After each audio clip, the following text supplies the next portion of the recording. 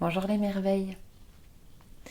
Alors, nous voici à la troisième vidéo pour le défi de 7 jours de bienveillance envers soi. Et même de bienveillance finalement très globalement dans notre vie. Ce qui me montait ce matin par rapport à ce magnifique thème, c'est finalement les conditions que j'aurais pu poser auparavant. Donc vraiment des conditions pour être bienveillante envers moi.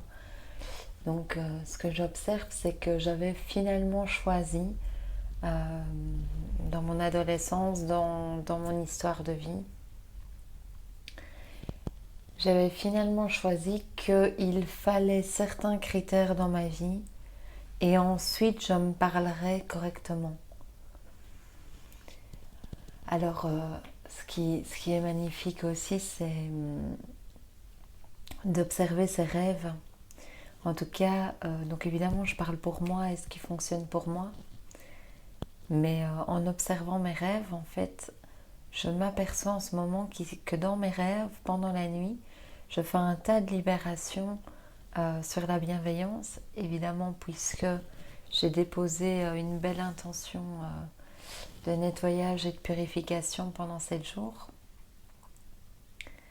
Et dans mes rêves, ce que j'observe, c'est toutes les conditions que je me suis racontées, que je me suis imposées pour finalement après, bien après, une fois que ça sera fait, être bienveillante envers moi-même. Et en fait, je trouve que c'est fort lié à des choses, des images de moi, comment est-ce que je pourrais dire, des petits rêves personnels, mais liés à la télévision, à la société, à tout ce qui s'est raconté autour de moi pendant mon enfance, mon adolescence. Et donc, si vous voulez, ça tournait fort autour de quand tu auras une silhouette de rêve. Alors j'entends par là tout ce que j'ai pu voir dans ma vie qui soi-disant était l'idéal. Je dis bien soi-disant. Et en fait, j'observais vraiment que dans mes rêves, ce que ça racontait, c'était ah ben, je ne suis pas encore à ce stade-là, donc je dois me parler mal. Et évidemment, on est clairement d'accord que tout ça est complètement en train de tomber. Mais c'est vraiment en train de se purifier et donc de remonter par-dessus bord. Pour le moment, ils sont en train d'être vus. Donc il y a des petites choses comme ça, mais donc vraiment dans ces conditions pour être bienveillante avec moi, il y avait vraiment l'apparence physique. Et en plus, finalement, qui part d'un amour de moi pas très complet, quoi. C'est-à-dire, il y a des conditions pour que je m'aime vraiment. Donc, c'était pas très sain. Donc, ça, c'est vraiment en train de se poser vraiment. Donc, il y avait l'aspect physique, il y a l'aspect financier, il y a un certain cliché à l'intérieur de moi. Donc, finalement, toute la somme des petites informations que j'ai reçues dans ma vie. Vous savez, on a tous vécu ça, je crois. On entend nos parents, les professeurs, les amis et tout parler. Et c'est pas qu'ils disent que si on n'a pas une belle villa, machin, ça craint. Enfin, moi, j'ai pas eu une éducation comme ça. Mais par contre, on parlait de différentes possibilités, différents conforts. Et enfin moi en tout cas, j'ai fort absorbé l'attitude corporelle et finalement le ventre de la personne qui en parlait, est-ce qu'il était tendu ou détendu.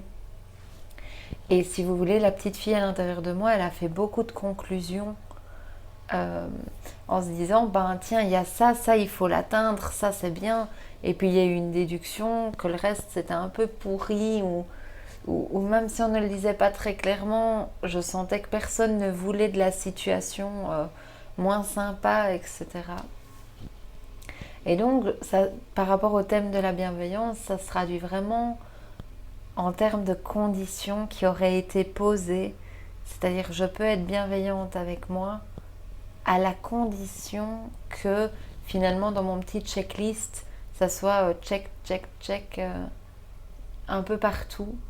Et évidemment, dans la nouvelle façon de vivre, dans notre nouveau mode de vie, il ne s'agit pas du tout de ça, parce que si on dépend de l'extérieur, ça n'a plus aucun sens.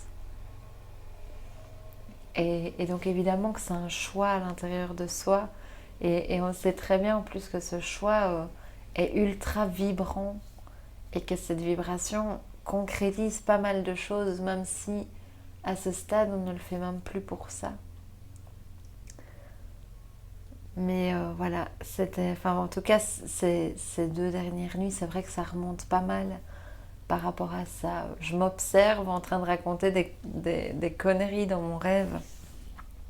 Du genre on me fait un compliment, donc je reçois des compliments dans mes rêves.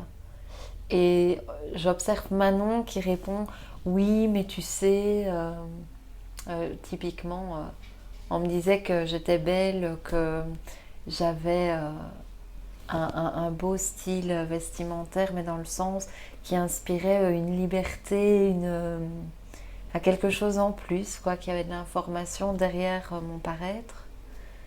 Et, et dans mon rêve, j'étais pas capable de recevoir ce compliment parce que finalement, j'ai dû dévier dans oui, mais tu vois, c'est des belles tenues, mais en fait, puisque c'est pas des jeans, etc., ben, je prends du poids, quoi. Et puis j'étais obligée de me mettre une épée comme ça dans le dos par derrière. Donc c'était intéressant vraiment de sentir, tiens, c'est vraiment des conditions que j'ai mis.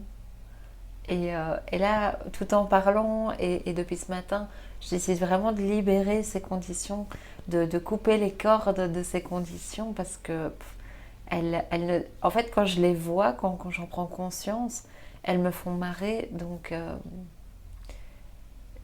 voilà, et puis aussi, je vous invite à sentir si ces conditions, parce que c'est très important, est-ce que c'est vraiment les vôtres ou est-ce que c'est celle de quelqu'un d'autre? Parce que oui, peut-être que pour la personne qui voulait exprimer pendant votre enfance, c'était juste, peut-être, j'en sais rien. Et donc peut-être vous avez senti que ça résonnait super vrai ou aligné. Mais le truc, c'est que quand on est jeune, on ne prend pas le temps de discerner si c'est juste pour nous. Dans le sens, on a juste envie de dire aux gens qu'on côtoie, qu'on les aime. Et quand on est jeune, pour répondre à finalement ce oui, je t'aime, on tombe parfois dans le panneau de juste dire oui, t'as raison. C'est un peu quand ce oui, je t'aime se transforme en oui, tu as raison. Mais l'amour, c'est pas dire à l'autre tu as raison juste tout le temps comme ça. Alors évidemment, il y a vraiment la liberté de tout le monde ressent et pense ce qu'il pense, et entre guillemets tout le monde a raison. Mais juste ne pas finalement absorber la manière de penser et de considérer les choses exactement à la même hauteur que la personne en face de nous, parce qu'on veut lui montrer qu'on l'aime, quoi. Donc voilà, ça c'était le 3e jour du défi de bienveillance envers soi. Ouais. Et donc voilà, je vais continuer à libérer de mon côté. Et je vous propose vraiment, si ça résonne pour vous, de faire la même chose. D'observer toutes les conditions qu'on a pu se mettre et de se dire, une fois qu'elles seront remplies et accomplies, alors je serai bienveillante envers moi. Parce que vous voyez, la source de tout ça, c'est finalement le choix de ne pas s'aimer.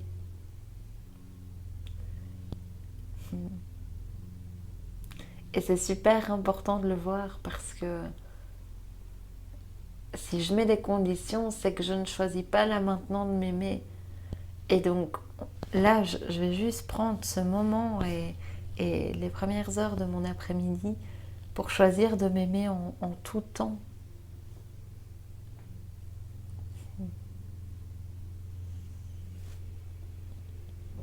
Voilà, et je vous invite dans ce cercle d'amour.